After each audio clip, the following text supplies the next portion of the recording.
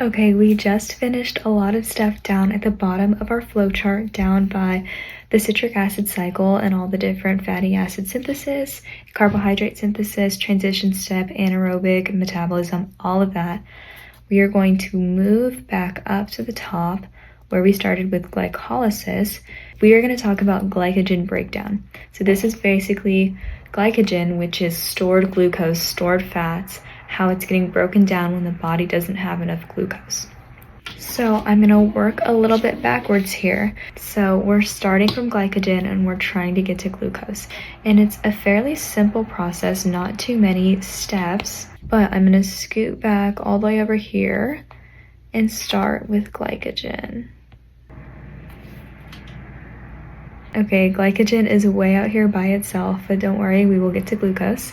From glycogen, we're going to use an enzyme called glycogen phosphorylase, and we're going to make glucose 1-phosphate. So we're working this way,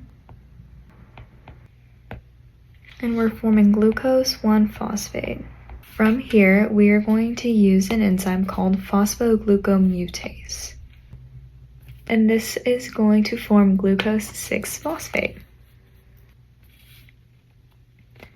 Now, this might sound familiar because that is also the second intermediate in glycolysis. So what is important to note about these is that this glucose 6-phosphate can straight enter glycolysis, but this only happens in the muscle. So I'm going to draw an arrow to here to show that I can just enter at this step, but this happens in the muscle. Now, it can also go back to glucose and then enter glycolysis starting in glucose, and this happens in the liver.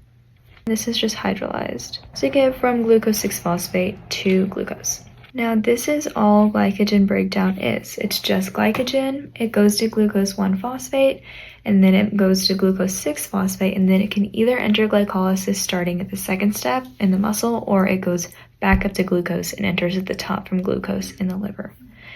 It is important to note that there is an inorganic phosphate being added here, hence the phosphorylase. I forgot to put that earlier, but that's all it is for glycogen breakdown. So I'm going to go ahead and label it.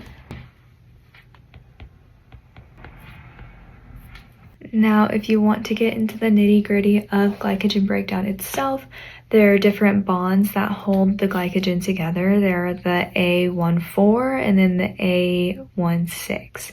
So the debranching is when you cleave the A16 bonds, and that is going to happen here. So cleaves alpha 1, 6, or debranching is what it's also called.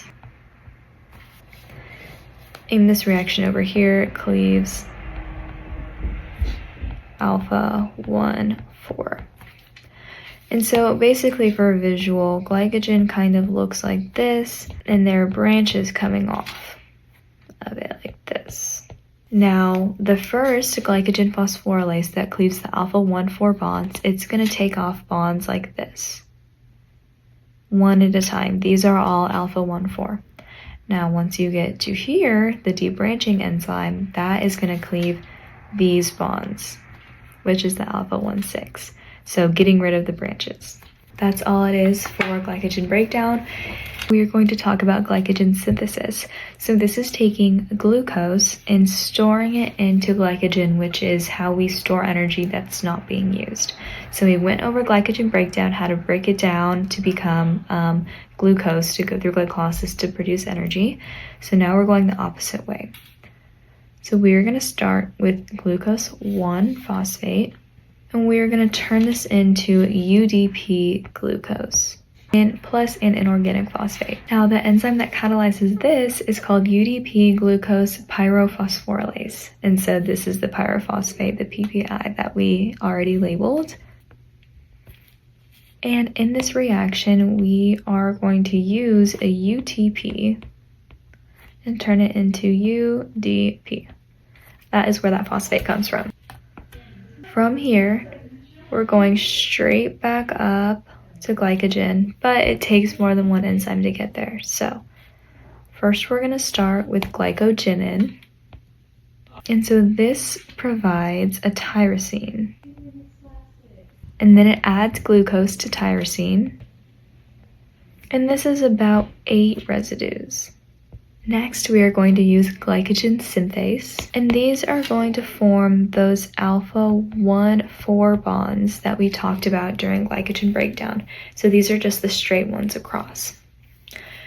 Next, we are going to use a branching enzyme to create those alpha 1,6 bonds that are found in the branches of the glycogen. So this is when they start to branch and come off of each other. So those are the only enzymes that are used in glycogen synthesis. I'm going to go ahead and label it.